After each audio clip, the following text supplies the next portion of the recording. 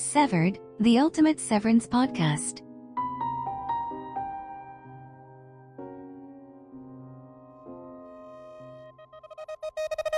Welcome back, macro data refiners. Well, it's all come down to this. The quarter is over. Those rebellious refiners have Grainer's magical keycard and directions for the overtime contingency. They've also discovered the severed floor might not be as well guarded as they've been led to believe. This is going to get really weird. If all has gone according to plan, the innies are about to wake up in their outie lives. It will be frightening, disorienting, in Helly's case, shocking, but above all, it should be very interesting. Refiners, boot up your workstations for the last time this quarter. You need to open the file called The We Are. This one was written by Dan Erickson, and for her 9th in a row, staff writer Anna Oyang Munch. This was directed by Ben Stiller, his 6th of the 9 this season. The We Are was first released by Apple TV Plus on April 8th of 2022. The last second of the episode What's for Dinner featured Dylan throwing the 2 OTC switches. This episode picks up a second later with our refiners waking up in the outie world. If you want, there is an extensive recap before the episode begins. In black, we get the distant strains of Outie Irv's painting tune, Ace of Spades. As each credit comes on, it stutters off with the Lumen Fritz sound. There are cut-ins to close-ups of Dylan's hands flipping each of the OTC switches. We suddenly get a stutter cut with all 3 of the up-top macrodats. The screen is divided in thirds with Irv on the left, Helly in the middle, and Mark on the right. We hear the Lumen sound and see the Zolly effect happen to all 3. The OTC worked. Dylan has switched all 3 to their innie persona. The focus moves to Mark. What? He switched right in the middle of talking to Selvig at Rickon's book reading get-together in the beer house. A big group is milling around. Something about Mark noticeably changed. Selvig asks if he's okay. Yeah, I'm fine. This is innie Mark, now standing face-to-face with Cobell, his boss. He's never met Mrs. Selvig. This is different than at work. They seem to be having a normal conversation, unlike the intense and sometimes menacing encounters he has with Cobell down on the severed floor. You child! Innie Mark tries to play it cool. So somehow his outie is friends with Cobell? Okay. She says he should discuss whatever it was they were discussing with his sister. Mark suddenly seems off, confused. He covers by saying he might need the bathroom, but he starts in the wrong direction. I think it's the other way. Ah, those tiny outie details you just can't predict. Mark seems to recover, but Cobell is left with a concerned look on her face. She noticed. This is, after all, the woman who was named most observant at the Myrtle Egan School for Girls.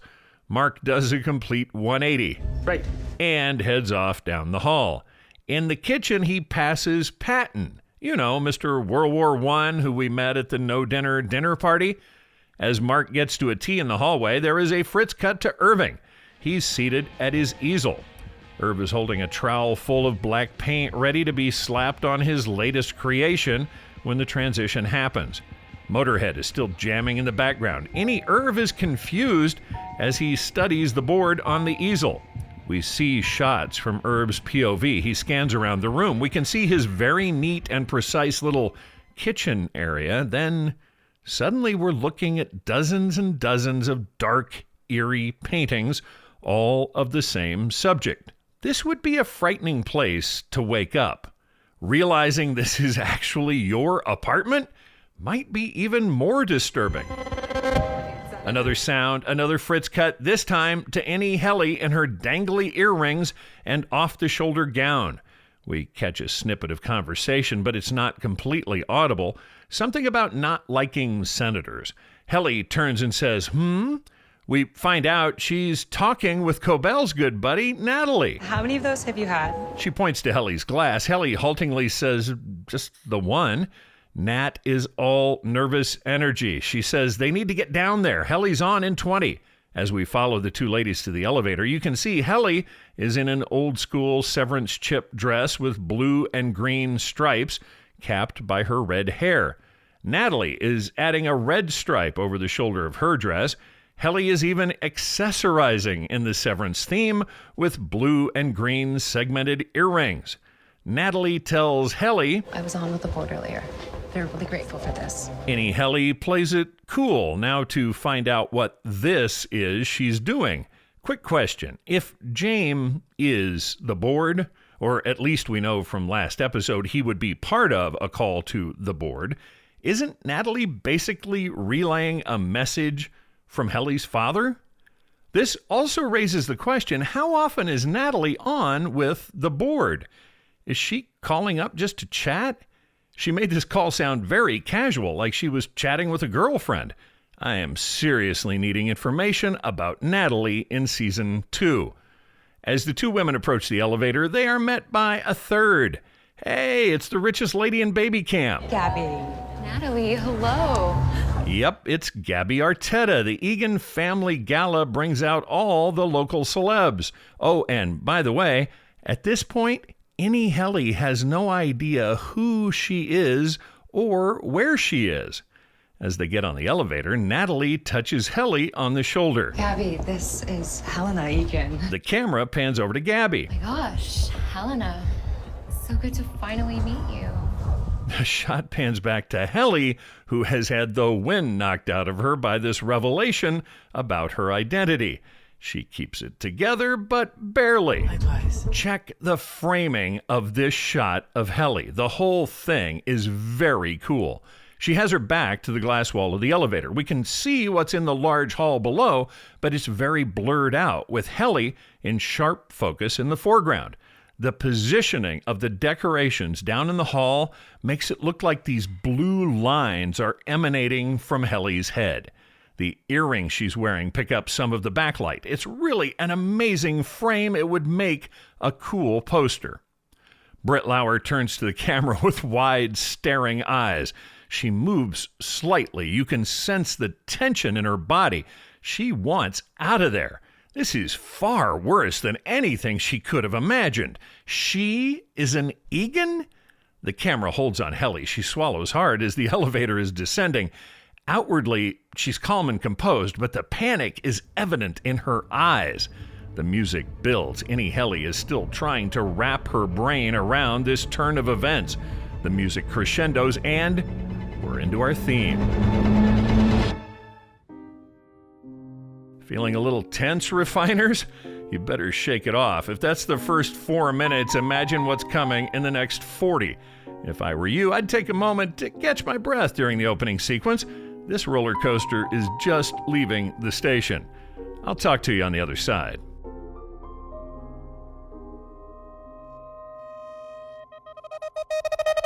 We come back from the credits sequence looking at Dylan in the security office. The camera's doing a slow zoom into the chip control room. Dylan is splayed wide across the door. Right now, the only danger to losing the connection is Dylan losing his grip. In a monumental bit of bad prep for this assignment, Dylan did not remove his coat.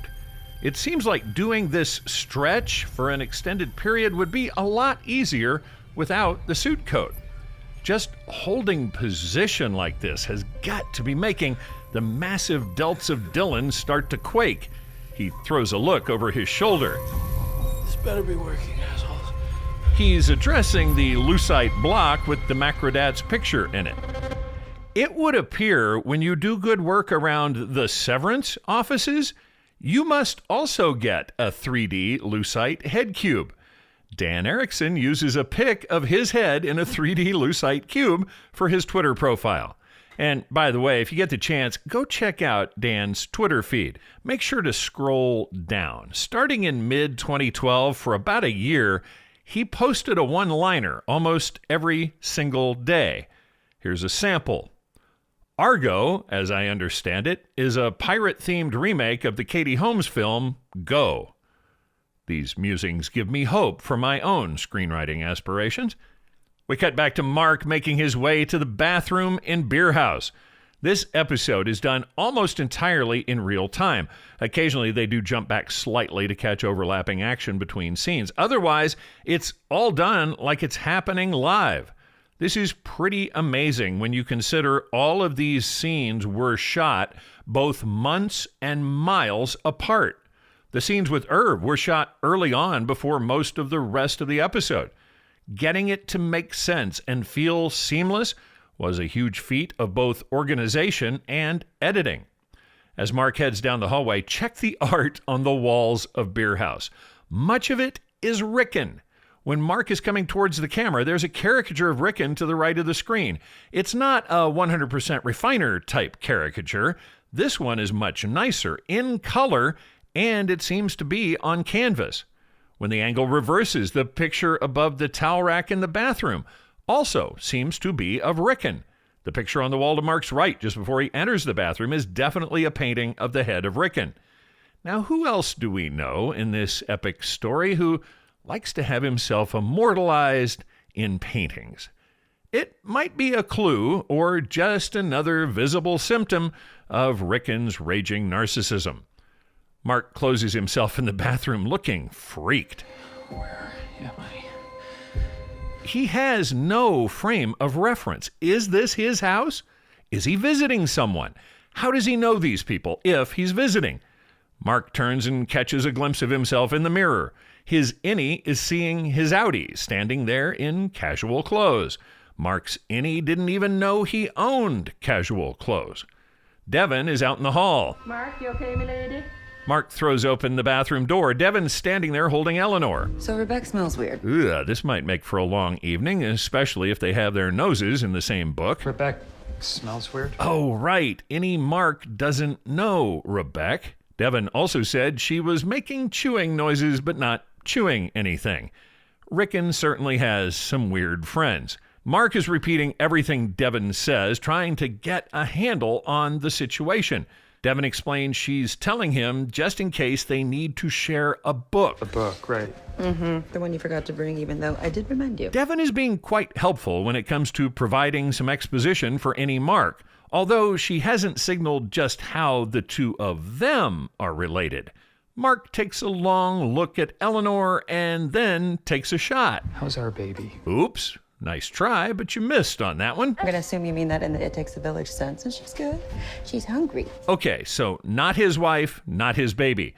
Devin walks past Mark into the bathroom. She says she wants to have the life change talk, but she has to pump before she dies. I'll be really fast. Okay. I don't think whatever's left of the 8 minutes Rickon mentioned at the end of the last episode is going to be enough time to get across what Mark needs to tell Devin. And speaking of 8 minutes, did you catch the ticking clock embedded in the soundtrack? The brilliance of Severance is in the details. Mark heads back out to the main area of the house. Yeah, that is definitely a picture of Rickon. He's walking by there on the right. How's our baby? Cut to a handheld POV in Irv's apartment. We see his hand reach out to turn off the boombox. There will be no painting for Innie Irv. He's got work to do. Innie Irv hears the sound of radar shaking in the other room. Irv pets him and finds the tag with his name. Ms. Casey was right. Another stutter cut. Back at Beer House, Mark is coming into the kitchen. Patton and Denise, who we also met at the dinner party, approach Mark. They seem to have been discussing the proper etiquette for introducing baby Eleanor.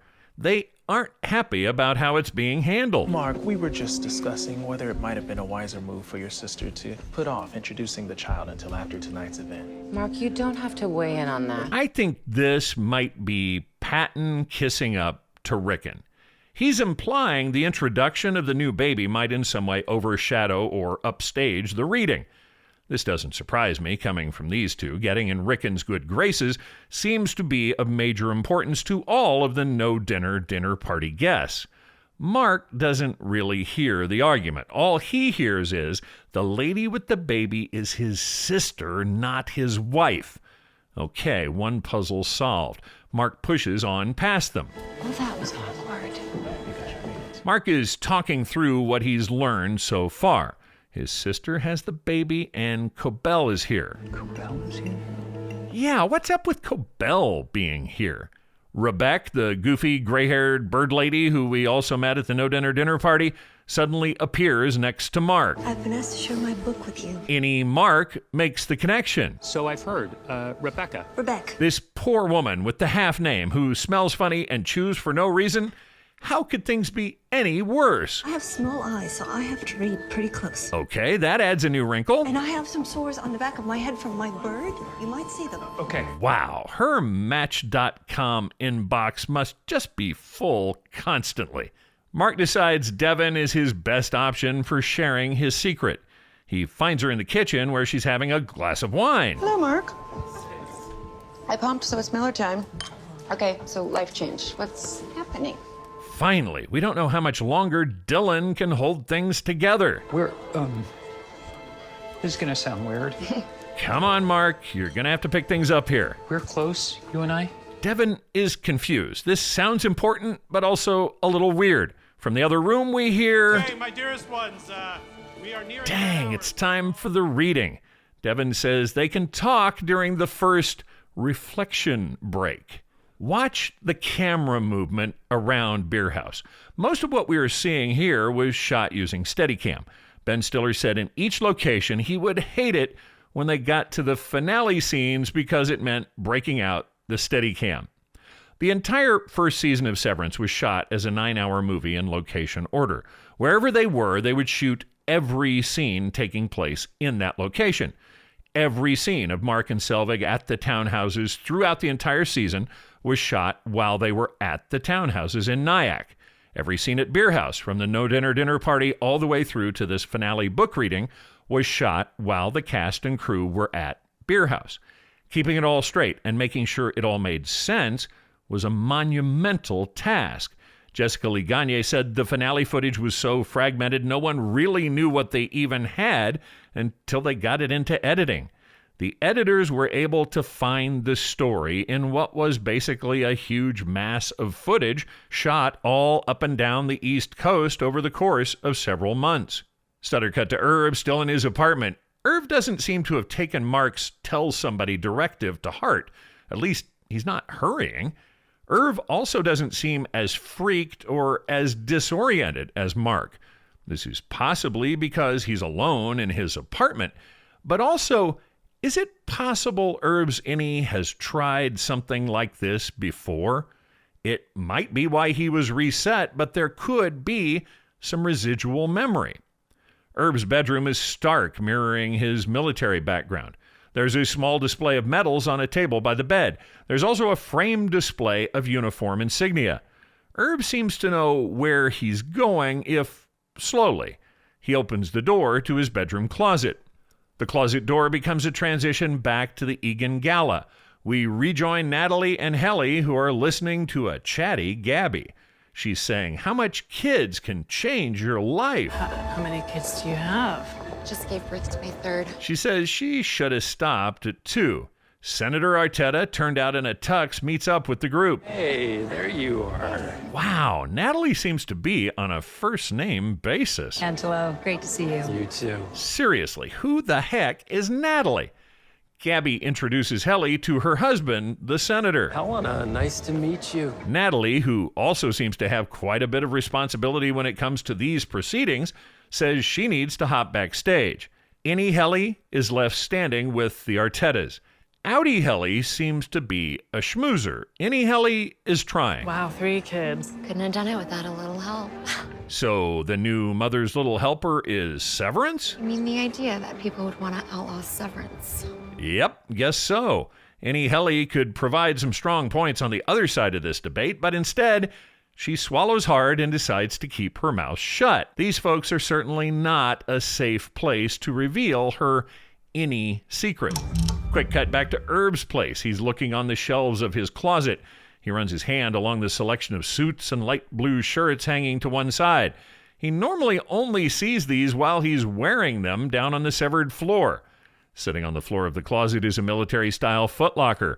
Herb slides it out into the bedroom. Quick cut back to the gala. The photo display is very moving. We haven't seen them yet, but throughout the gala are huge picture displays of all the macrodats working in the MDR space.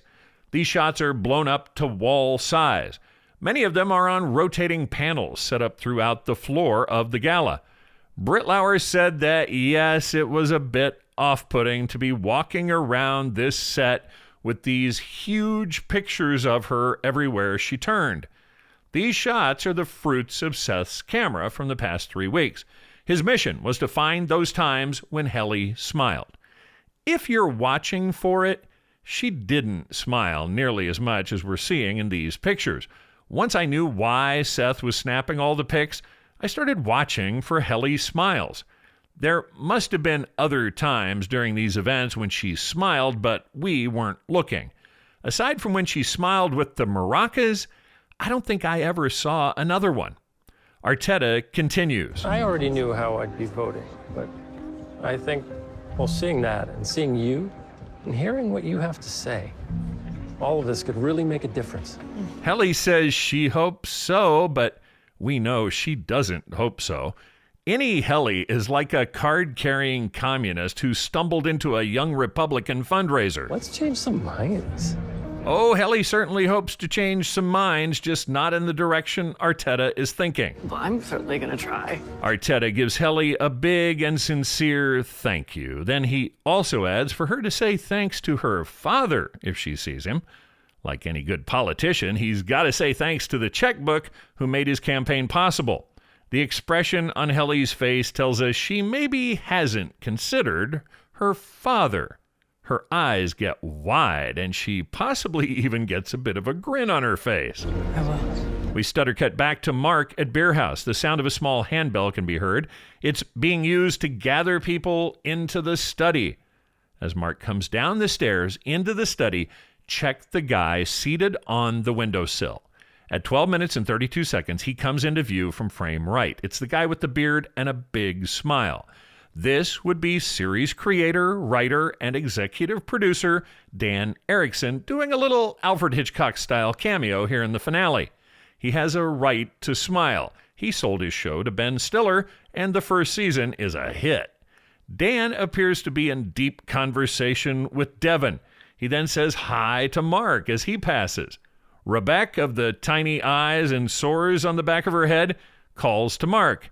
Here we get a camera move we're going to see several times in the next few minutes. It's called a whip pan.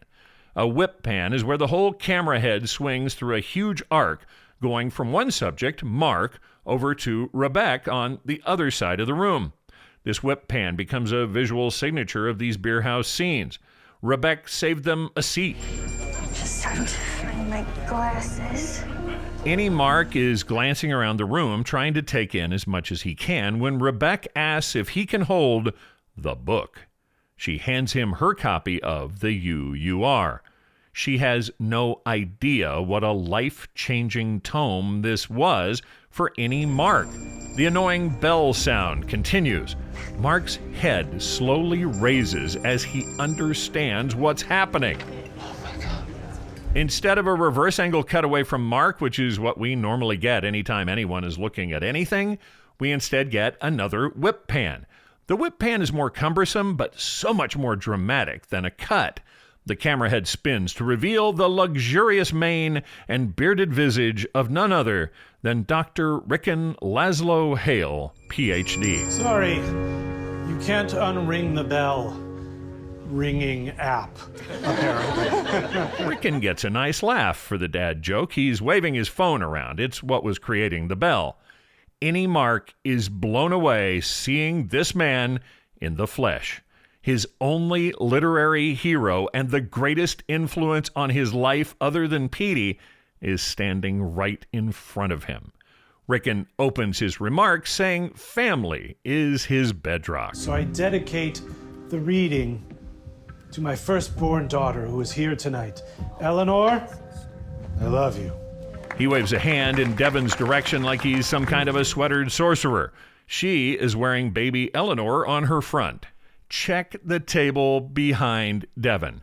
Rickon is taking advantage of the gathering to try and move some back product.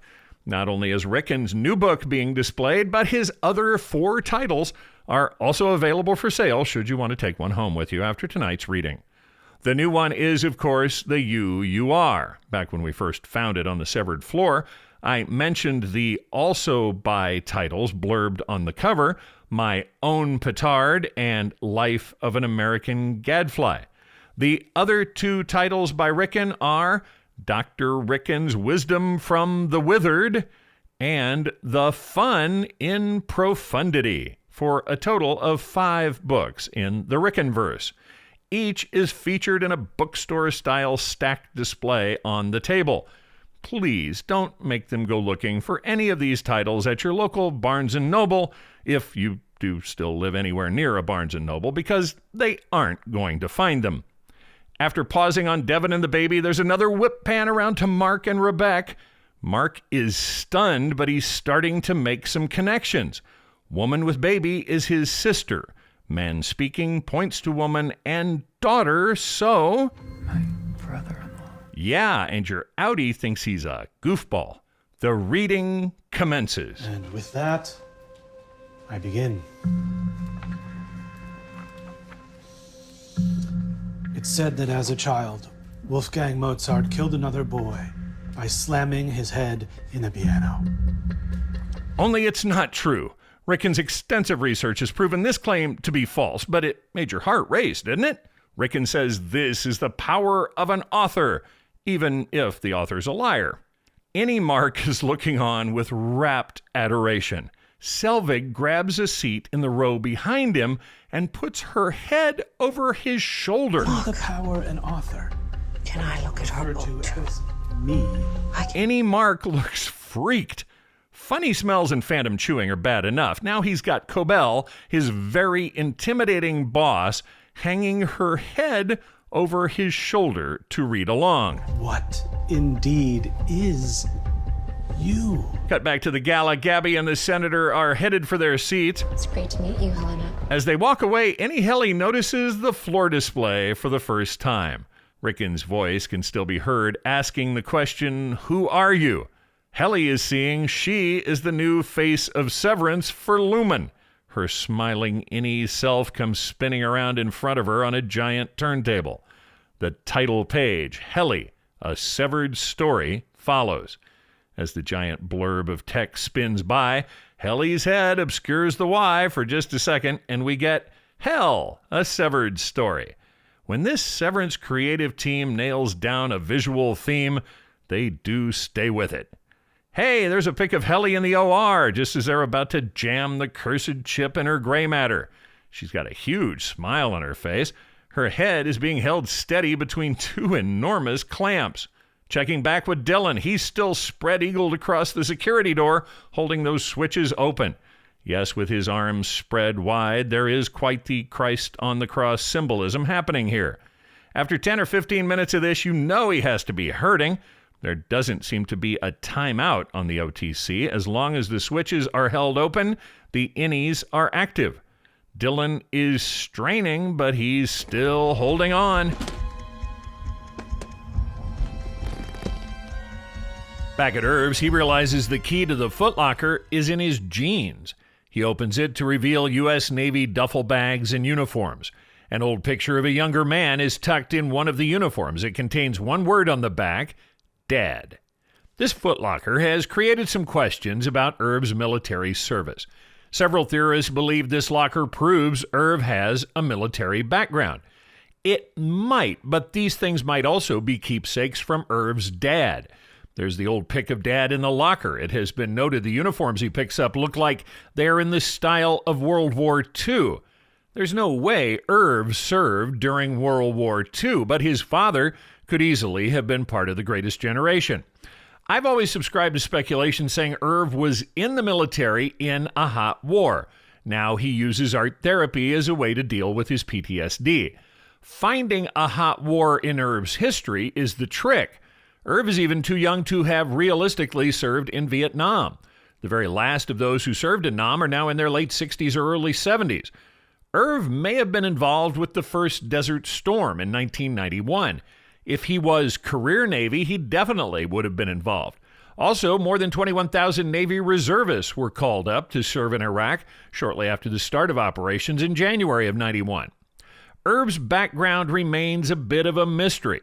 According to Dan Erickson, we're going to get more into the lives of our outies in Season 2. Maybe we'll learn more about Herb's history then.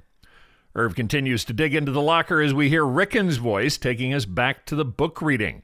They're doing a great job layering in elements from each scene to move us seamlessly from innie to innie. All creatures, from the leaping cat to the cowering shrew, think of themselves as you, a logical center for the universe.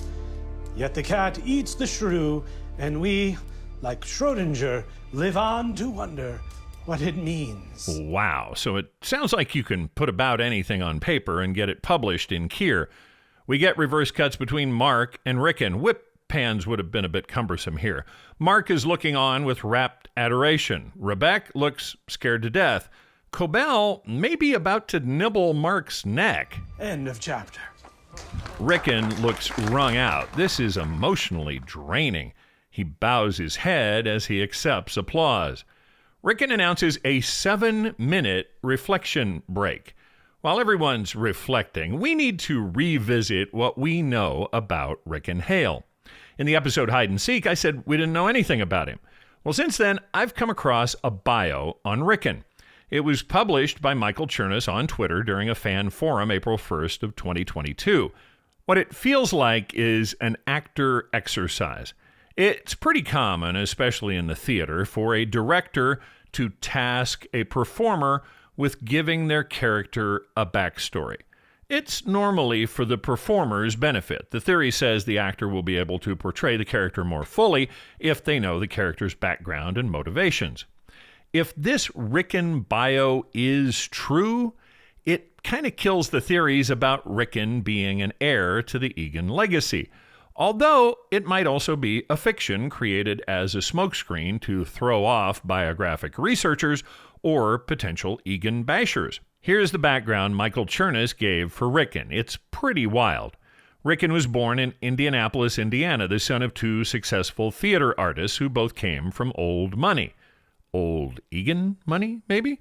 There's not a huge professional theater scene in Indy, so I'm betting they're primarily living off the inheritance. Michael doesn't give any dates, so we don't know his age. This next part is very weird. Both Rickon's conception and his birth took place on stage. It was part of a 9-month performance piece created by Rickon's mom. The birthing cabins at Damona seem pretty normal when you compare them to an on-stage birth. Rickon's parents were emotionally distant and did not seem to have a handle on the basics of parenting. They considered Rickon unsophisticated and resented having to teach him about art and culture. A shy teen, Rickon found solace writing plays and poetry. His parents mocked his work as pedestrian. When he turned 18, his parents forwarded him a large chunk of his inheritance. They basically told Rickon to buzz off until he found his real voice. He doesn't say where they met, but the bio says Rickon fell for Devon immediately. He loved her dry wit and the way she called him out on his pretensions. She found Rickon funny and sweet, despite his overpowering pretentiousness. Since this backstory was released as part of a cast Q&A, I'm betting it's canon. I doubt Erickson and Stiller would let something like this out if it goes against the core story, especially if it negates a plot point as big as Rickon being related to the Egans. But, and we've had this before, it might be a misdirection, a red herring designed to throw us off the scent. Rickon calls for someone named Balf to prepare the neti pot. Rebecca looks shaken. It's transformative. I'm gonna have to change my name again. So it sounds like her weird half name was of her own choosing.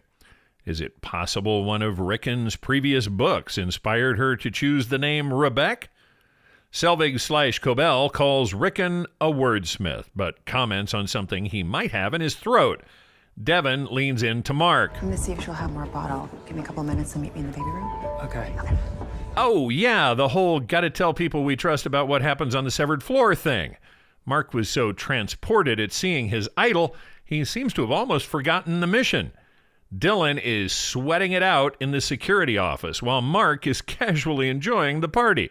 Oh, and Dan Erickson is acting his butt off in the background of this scene. Don't miss it. He's really earning his day rate. Mr. Hale, Rickon. Any Mark was truly moved by Rickon's reading. He heads for the balcony where Rickon is reflecting. Mark even calls him Mr. Hale. I don't know why my voice shakes like that. I sound like a sad old hamburger waiter. There's a whole nother world happening in Rickon's head. What the heck is a hamburger waiter, and how do sad old ones even sound? Hamburger waiter, what the fuck is that? Jesus, why do I ever open my buffoon mouth? Rickon is racked with self-doubt. What if he's not a literary genius, but instead tends to run more towards the prattling dork who's living off mommy and daddy's sizable inheritance? Nah, that couldn't be it, could it? Mark ignores Rickon as he continues to beat himself up. Mark says it's going great. I mean, the book is brilliant. Okay, Mark, thank you. You don't have to say that. I'm well aware of how I come across to you. Any Mark says he means it, and he does. I'm continually surprised by Rickon's level of self-awareness. Someone that weird and that wrapped up in their own fantasy world usually doesn't recognize the naysayers. Any Mark is speaking any truth. Your book, it opened up the world for me. Rickon pauses. This can't be his eye-rolling brother-in-law. Mark, are you okay? Yes. Any Mark continues, trying to convince him. This book changed my whole life. You actually read it? Any Mark sincerely asks Rickon if they are friends. Rickon interprets this in a bigger context, thinking Mark has been hurt by his past comments about the procedure. Rickon throws in a little more exposition to help any Mark in his discovery. You had to deal with Gemma's passing in the way that was best for you. Rickon says he was scrolling through old pictures just earlier today when he came across the 4 of them on the crest hike. You remember the funny bees? Mark wants to know if he has the picture on him. Rickon starts to search his phone for it when Balf arrives. Rickon, the neti pot is warm. Oh, thank you, Balf. You're hearing correctly. This character's name is Balf, B-A-L-F. Balf is being played by writer and actor Rajat Suresh. Rajat has been working in show business going back to 2014. In 2020, his career got a jump start when he landed a gig as a comedy writer on the Stephen Colbert animated news series Tuning Out the News. Rajat worked on 27 episodes as a writer, and for 8 of those, he also provided an additional voice. Balf said he's warmed up the neti pot. Neti, N-E-T-I, is a practice found in Hatha Yoga. Neti specifically refers to the yogic system of body cleansing techniques. Hala Neti, J-A-L-A, what Rickon is about to practice, is a technique where sterilized lukewarm salt water is poured into one nostril and leaves through the other. It is also possible to take the saline through the nose so it exits through the mouth. The procedure flushes the sinuses. It also removes debris from the nasal passages and thins the mucus. Neti is great for preventing or treating nasal allergies. It's also used extensively by announcers, singers, and other voice performers. Mark, I need to flush my sinuses. Rickon rushes off, telling Mark he has no idea what all this ego fluffing has meant to him. Thankfully, Mark does not have a chance to tell his innie secret to Rickon. I don't think Rickon could have taken the focus off himself long enough to even really hear what Mark was saying. Mark heads back into the main room. As he enters, he does a double take and makes a bit of a face when he sees Cobell. She sort of cuts him off as he tries to make his way by her. Mark, I was worried about you. Mark says he's fine, thanks. He pushes his way by, saying he needs to check on his sister. Before he can escape her gravitational field, Selvig chases him down with this question. When you hugged me before, you suddenly became tense. What was that? Oh, it was the moment he switched to his innie self and realized one of the scariest people in his world was hugging him. We serve here! Mark tries to shrug it off. Oh, I didn't know I did. She says he's tense now. Did you mean what you said before? She wants to know more about these plans he has to quit. Any Mark has no idea what she's talking about. Selvig looks so suspicious. She can tell something is up. He stumbles through an excuse to get away from her. You know, I'm so sorry. I'm on uncle duty for my sister, so I'll be right back. Okay? Cobell says, okay. Now, if Mark had just walked away, all would be fine. But no, he had to cap the conversation with... Okay, thanks, Miss Cobell. Mark, that's Mrs. Selvig, your sister's lactation consultant, and your next-door neighbor. As Mark walks away, there is a reverse cut to Patricia Arquette's face. Her eyes are the definition of flinty. Her face is hard. She caught that, and she suddenly understands why Mark is acting so weird. It's all coming into focus. She knows why Dylan got chosen again for the Waffle Party. She even understands why unhappy Helly came alive and made quota. Those scheming macrodats. Thanks, Miss Cobell. Back at the gala, Innie Helly is overwhelmed by the propaganda created using her likeness. There don't seem to be any pics of her hanging from an electrical cord in the elevator. That wouldn't be on brand. There's Innie Helly laughing behind Dylan G. There she is, smiling coyly from her workstation. Yes, sir, this Innie life is the one for me. There's Mark in still life delivering the morning announcements. Stutter cut back to Beer House. Mark is making his way down the hall to finally get a few minutes alone with Devon. Another whip pan as Devon is coming out of the baby room holding a screaming baby.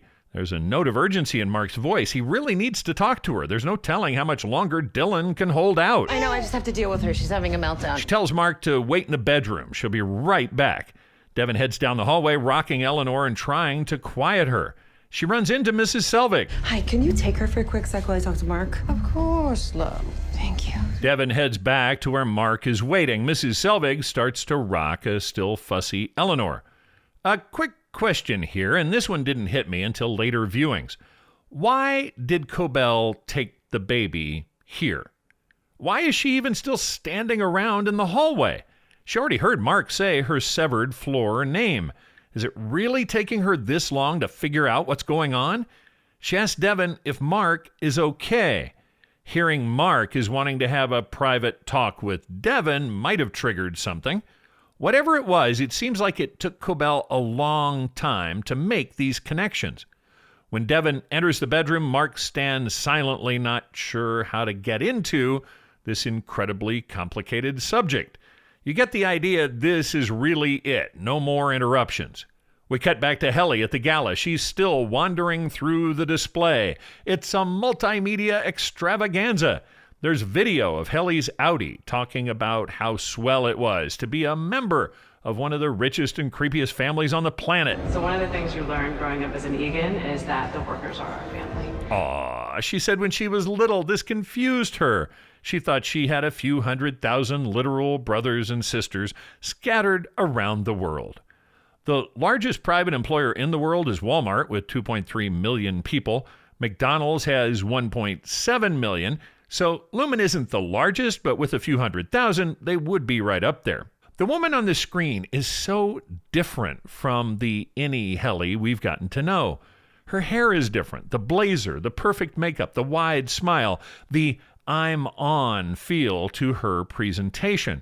The recording says she would not ask any of her work brothers and sisters to do anything she's not ready and excited to do herself, meaning getting severed. We find outie Helly was raised to say the core principles every night before she went to bed. Funny how she has no memory of those principles or her study of Kier as an innie. Once an innie has been indoctrinated, there seems to be some residual carryover even after they're reset. I'm basing this observation on Irv.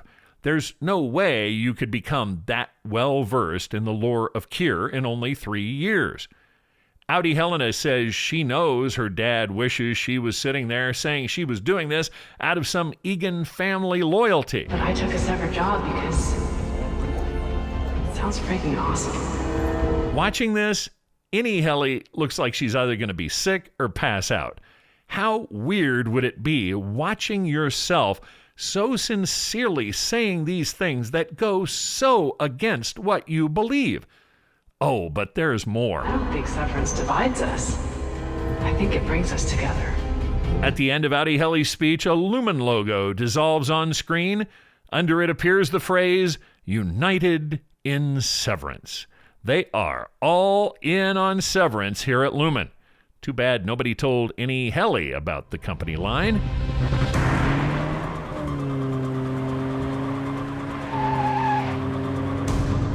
For the second episode in a row, we cut to a scene of Cobell driving recklessly through the streets of Kier. The production company is really abusing that poor white rabbit. While racing through the intersections at breakneck speed, she's also on her phone. I'm not here right now. God damn it, Milkshake! Back at Irv's place, he's taken the tray out of the footlocker. In the lower compartment, he's found notes, news articles, a whole treasure trove of interesting stuff. It all seems to be Severance and Lumen themed. The first thing he stops on is a news article attached to a clipboard. Its headline, "Severed Worker Sues for Information Following Injury." The subhead says Lumen should be held responsible. Turns out a Lumen severed employee named Dalton Emery, and I checked, he's not a Severance crew member, came up the severed elevator one day with a bad pain in his left hand. His index finger developed shooting pain, then a few days later, lost all feeling. Lumen claims his innie had a mishap with a printer. Printers are number 2 behind water coolers when it comes to the cause of innie mishaps. Emery's attorney says the damage is consistent with some kind of a crushing injury, not a printer injury. The suit says Dalton should be told what really happened to his finger, then be compensated for it. It's amazing to think, in the space of maybe a couple of years, the Severance production crew has generated decades worth of Lumen and Kier history.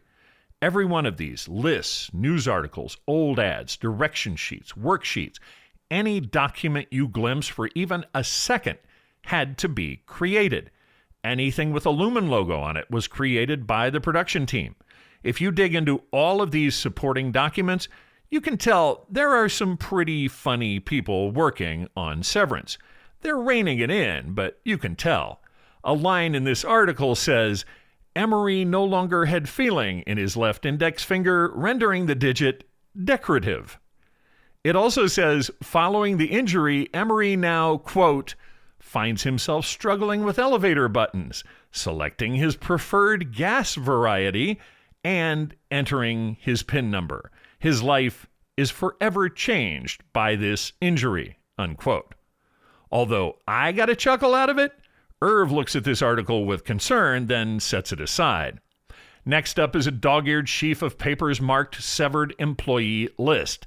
That's a pretty direct title. This is the list I used to cross-reference the names we saw on the boards in the security office. We really get some great shots of this list. It looks like it was originally prepared in a word processor or a spreadsheet program, but it now contains a number of handwritten notations.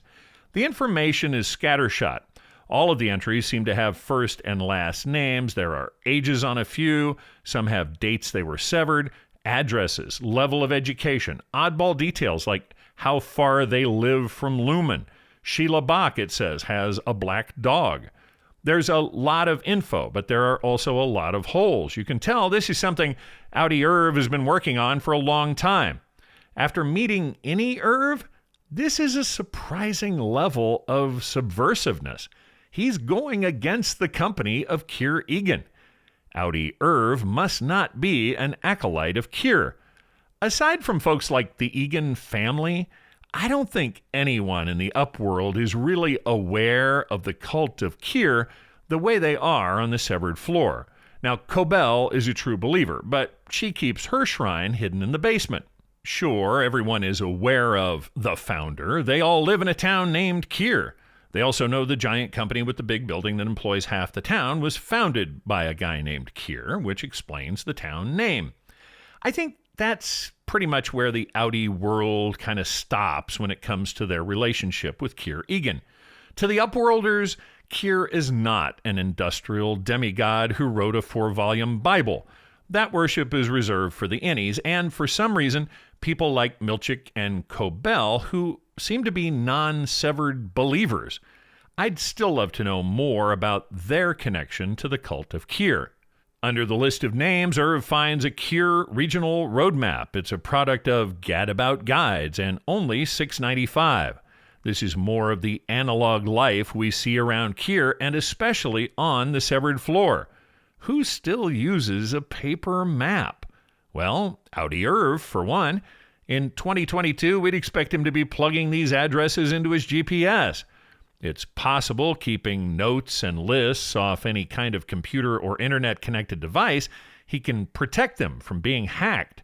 Since we are talking about the power and reach of Lumen, this is probably a good idea. The map of Kier we get to look at with Irv is actually a map of Schenectady, New York. You can see the Mohawk River running along the top. There are a couple of cemeteries and parks identified on Irv's map that match up. It's definitely Schenectady standing in for Kier. Innie Irv pulls out an envelope. It's a piece of junk mail from the Myrtle Egan Credit Union with his address on it. He's trying to get his bearings. Man, Myrtle had her hands in everything, didn't she? School for girls, credit union. Myrtle was not content with just being CEO of a multinational corporation. The logo in the return address is the same M-E in a circle as what we saw on the button in Cobell's Shrine to Kier. Myrtle is good about staying on brand and getting her logo out there. The envelope is addressed to Irving Bailiff, 424 Plainside Drive, Kier, PE, 07452. In the real world of the United States in 2023, 07452 is the zip code for Glen Rock, New Jersey. This seems to put Kier in its own state with its own set of zip codes. Big kudos to props and set decoration. Not only is there an ME logo in the return address of this mailer, the graphics on the little picture of the credit card are actually for the Myrtle Egan Credit Union. This mailer, which we see for 3 seconds and it gets moved around a lot, was entirely created for this scene from the ground up. A few names have been written on the Gadabout map of Kier. Irv runs his finger along the streets until he lands on the notation for Bert Goodman. Outie Irv seems to have already located Bert G as his Outie self. Stutter cut back to Helly wandering around pictures of her gigantic self. She finds the bathroom. She needs a break from all this Up with Severance propaganda. Not sure where these bathrooms are really located, but I'm guessing this is also being shot in the Holmdel complex. They are some pretty cool-looking bathrooms. Helly is shaky. She's having trouble catching her breath as she steadies herself on the edge of the sink. She studies her reflection in the mirror.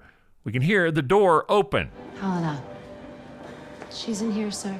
We get a cool Steadicam move around Helly. I don't mind Steadicam. I'm not sure why Ben Stiller hates it so much. The move continues until the shot is over Helly's shoulder. When the camera settles, we are looking at a living version of the wax figure who greeted the gang in the Perpetuity Wing. This is current Lumen CEO, James Egan. Helena. James is being played by Australian actor Michael Cyberry. Michael has 45 entries on his IMDb profile. 2 of those are newer than the listing for Severance. Like many of our other cast members, Michael is also a veteran stage performer. Cyberry was born in Tasmania, Australia, but he got his start on TV in a 1983 British series called The Old Men at the Zoo. Cyberry has a lot of single-episode guest star credits. He also played Larry in the 2014 Michael Keaton movie Birdman. Michael is older, but not old. He's really 66 here. He looks like he's 86. The quavering voice and frail demeanor add to the feeling of advanced age. I think they've even pumped up the bags under his eyes. The way he draws down his mouth, it all adds years. So, Innie Helly probably recognizes James from his fairly lifelike wax figure in the Perpetuity Wing. You look so nice. Like a film. Using the phrase, like a film, also adds to the idea he's pretty old. James crosses to her and asks if she's still in pain. He's referencing the suicide attempt, which is new information for him. She says no, not anymore. He closes his hands over hers. James is wearing a pinky ring containing the image of an older Lumen logo. He then says something that caught my attention. I cried in my bed when they told me what she tried to do to you. They brought him news in his bed. This is not a well man. This sounds like a partially bedridden man. I wonder when he was actually notified. Nobody knew about the suicide attempt when it happened. Outie Helly spent at least a night in the hospital, but Cobell somehow managed to cover it up. Milchick and Grainer were the only other ones to know, so it had to be one of them who snitched. James must not have known what had happened until whoever it was delivered the pictures Natalie showed Cobell. That would have probably been just yesterday or even early this morning. So this is the first her father has seen her since her suicide attempt from 3 weeks ago? He must not have seen her, or he'd have seen the bruises. This raises a question. Would Outie Helly have kept the suicide attempt by her innie a secret from her old man? She came to as her Outie. I don't think they tried to tell her it was a water cooler accident. Along with Grainer, Milchick, and Cobell, Outie Helly would also have known what innie Helly had done. I don't think Outie Helly would want to share the news of the attempt with Daddy James. She is driven to make this work. We heard that when she was talking to Milchick in the stairwell and in her message back to Helly's videoed retirement request. To the Outie world, Helly is the super severed worker. She's proving this program is great and safe. A physical attack by her innie, and one that came close to killing her, would not be a positive event to report back to Daddy. I think if Cobell mentioned it, Outie Helly would have agreed she needed to keep the suicide attempt quiet. This is telling me the Egans are not a close-knit family, and James is not keeping regular office hours. It's also possible Outie Helly didn't tell him so as to not upset him. He's pretty old and frail. I did notice, of course, he doesn't blame it on her. What that innie tried to do. It seems the way to embrace severance is to build up a healthy hatred for the innies. If you hate that innie persona, it's easier to ignore their request for you to let them out. If you can get people in general to hate innies as a group, it makes it easier to sell people on the concept of severance. Don't worry about those innies. They're terrible people. They deserve what they get. James lets his thought about Helly's hated innie drop before shifting gears. Thank you for going through with it. He makes it sound like it's something she had to be talked into. We're still not entirely sure about Helly's motivations for severing. Either she thought it was freaking awesome, as she said in the promo interview, or she really did do it out of a sense of loyalty to the Egan family name. The grandfather would cherish what you've done. This is probably a reference to Keir, but we're not sure of the significance. This is the first time we've heard anybody use this term. The grandfather might be a general term of endearment, or it's possibly being used like a title. Using the does make it sound like a title. If James is referring to Keir as his literal grandfather, this would put James' birth at the latest in the 1930s, which would make him now in his 80s. James is like a cryptic oracle. And one day, you will sit with me at my revolving. His what? Explaining the revolving has sparked numerous social media theories. It's definitely much more than a retirement dinner, but we're not sure what. For most of the other 7 CEOs, the year they stopped being CEO is the same year they died. We're not certain if they died in office or if somehow the office kills them. The nature of the revolving is one of Lumen's many mysteries, which will hopefully be addressed in Season 2. Helly's eyes are wide and unblinking at the mention of the revolving. She doesn't know what it is, but I don't see her wanting to sit with this man at a McDonald's, let alone at his revolving. Are you feeling well? She stammers, saying she thinks the drink maybe just hit her a little bit. You'll be all right for the speech. Ah, yes, the speech. James seems to have a lot riding on this speech. Helly is his severed success story. She's the one who will change minds and lead them all to severed bliss. Helly says, of course, to the speech. I don't think it's going to have the tone James was hoping for. James starts to reminisce. Do you remember when I brought home the first chip to show you? He calls that chip the prototype. It had the blue and green lights back then. And that's when he went nuts decorating the entire office in nothing but blues and greens. James then fills in some of those childhood memories Innie Helly was complaining about missing. I remember you said to me, "It's so pretty, Daddy. Everybody in the whole world should get one." They will. Because of you. Gut punch to Innie Helly. She looks a bit shaky, her eyes fixed. She swallows but doesn't speak. They'll all be Kier's children. Okay, there's a little glimpse into crazy time. I think James is the driving force behind this darker application of Severance. He's the one wanting to spread the cult of Kier. Severance has legitimate business applications. It's the ultimate non-disclosure agreement. But the way they're using it down on the severed floor, Severance also has this creepy cult overlay. I think James is more motivated by the cult recruitment options. The Children of Kier comment pushed him well into the creepy cult category. It also echoes Kier's Children of My Industry quote. Now, James got a spokesperson for his twisted program. Helly is the young, pretty, vivacious face of the procedure, and he plans to use her to sell it. If Helena Egan, daughter of Lumen CEO James Egan, got severed, it must be safe. Sign me up. James managed to give us a loose timeline here, even if he didn't tell us his age. In the episode Half Loop during the Get Acquainted game with the Red Rubber Ball, Milchick said Helly was 30 years old. If James brought home a prototype and Helly was old enough to comment on it, let's do some wild speculation and say she was maybe in the 8 to 10-year-old range. Helly's 30, so she was born in about 1992.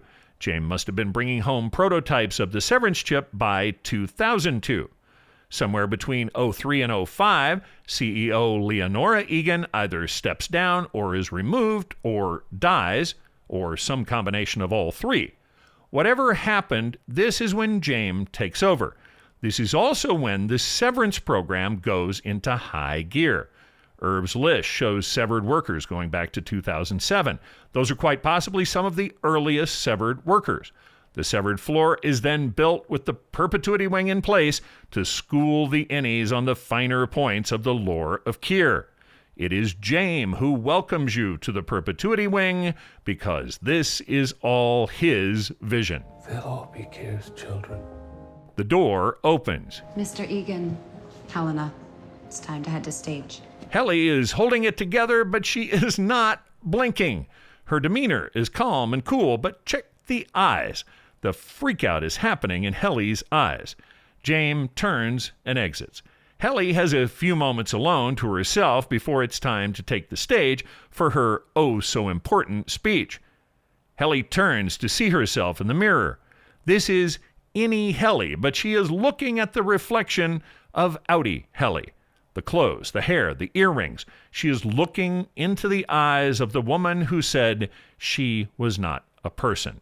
Helly begins to speak to her reflection. Forgive me for the harm I have caused this world. She only has one mantra, and this is it.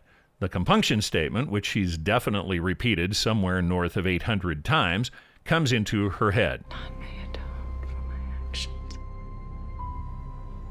but me. This is outie Helly. She's watching say these words. She is making outie Helly beg for forgiveness. And only in me shall their stain live on. The stain of being an Egan, perhaps?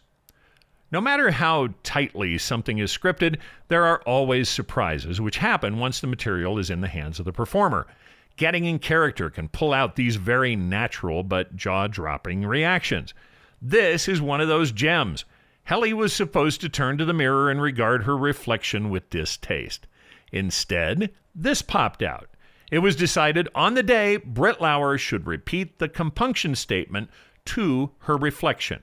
I don't know if it was Britt, Ben, Dan, or someone else who thought of it, but this haunting and intense moment was conceived and executed as the scene was being shot.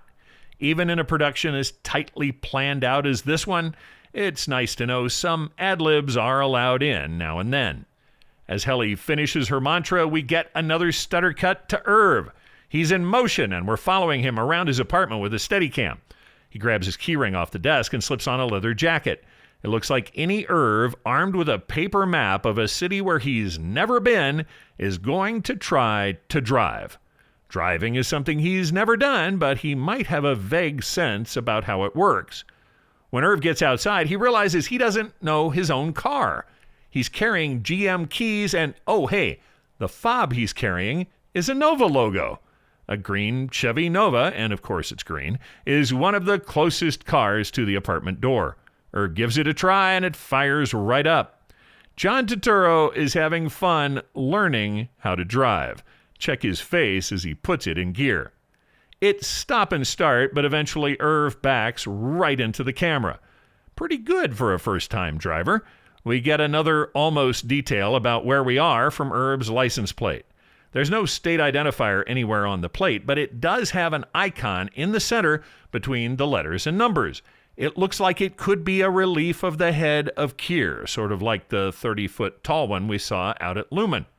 Also, along the bottom of the plate is the Latin phrase remedium hominibus. This translates to a cure for mankind in the sense of treating mankind, not that mankind is a disease that must be cured.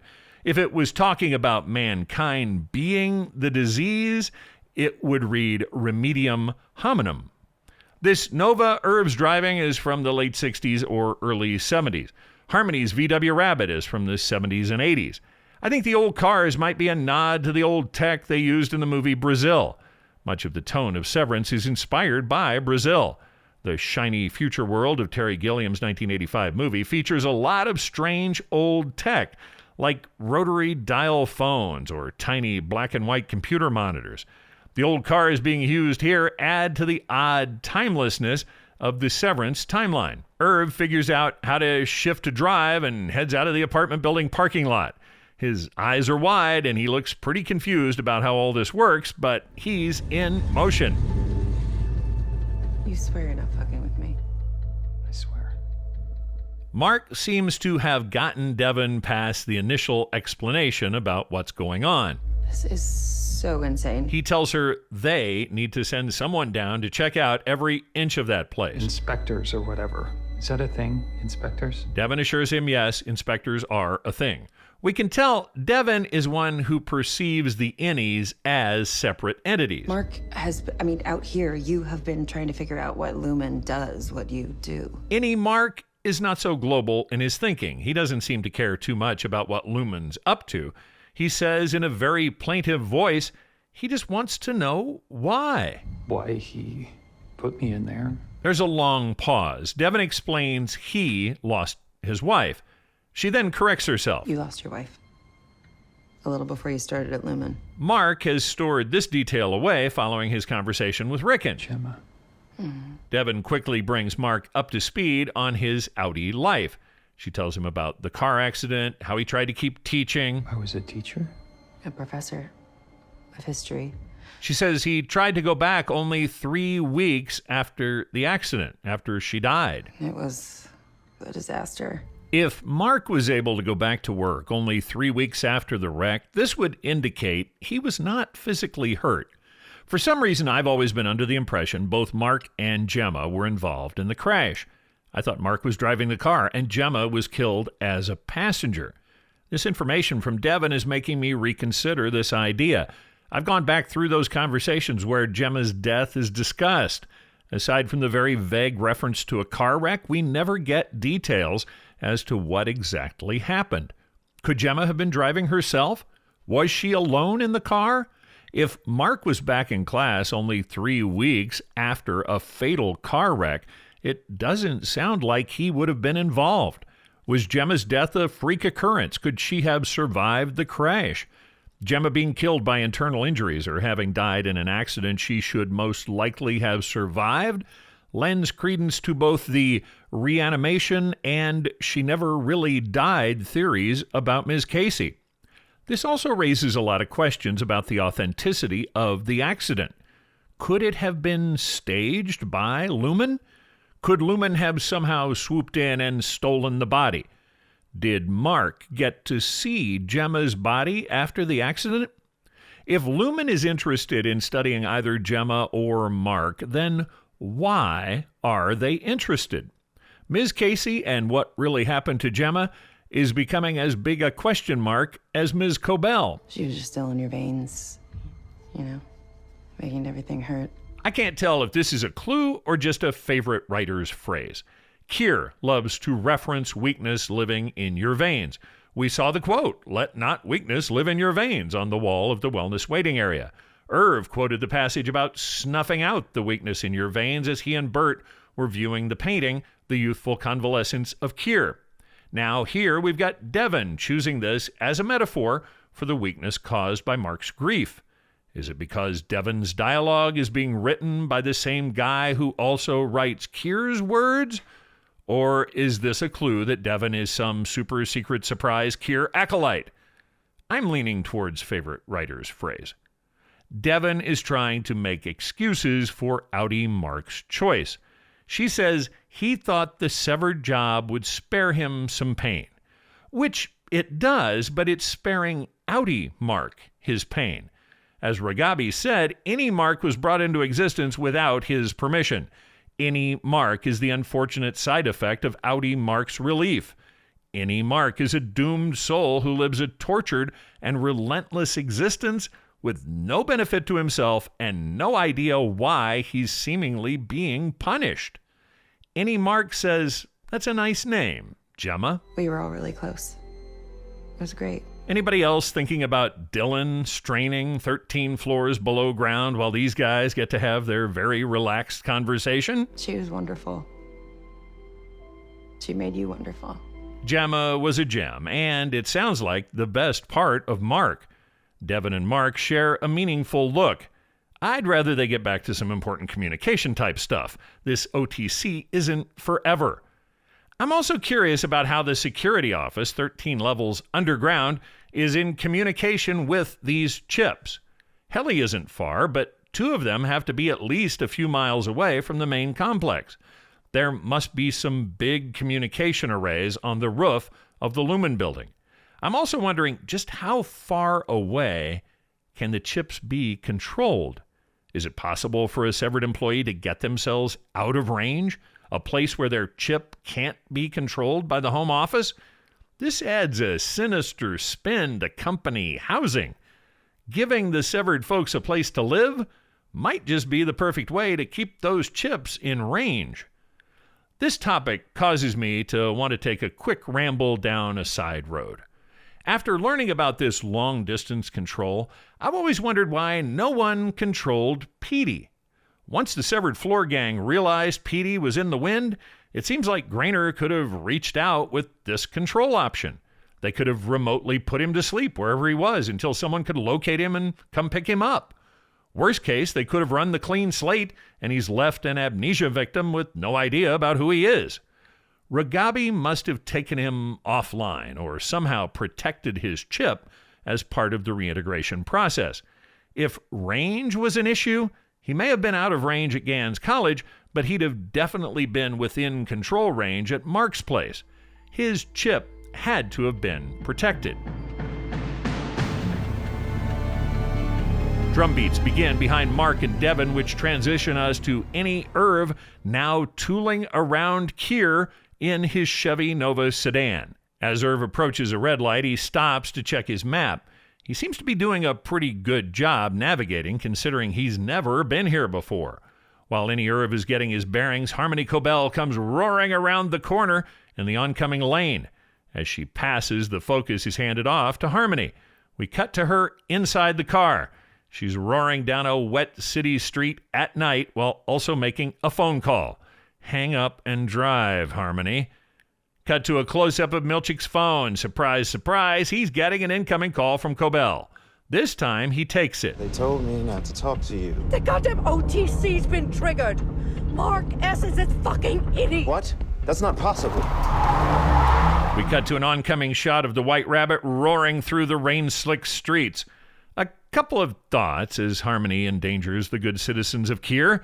I'm curious who they is who told Seth not to talk to Cobell. Who is the next level of administration? Who is Seth reporting to? If he truly is the only administrator left down on the severed floor, when will they be assigning him some help? I'm also curious as to why Cobell cares about any of this. She was fired. She's already had the impotent rage freakout of the underappreciated fired employee. Why is she now so concerned about these people who are no longer her coworkers or her responsibility? It's time to heal, Harmony, and move on. She might be taking this pseudo-escape of the innies as a personal affront to her management. Dylan, they've been plotting this all along. Seth realizes the biggest implication. Ellie's at the gallows.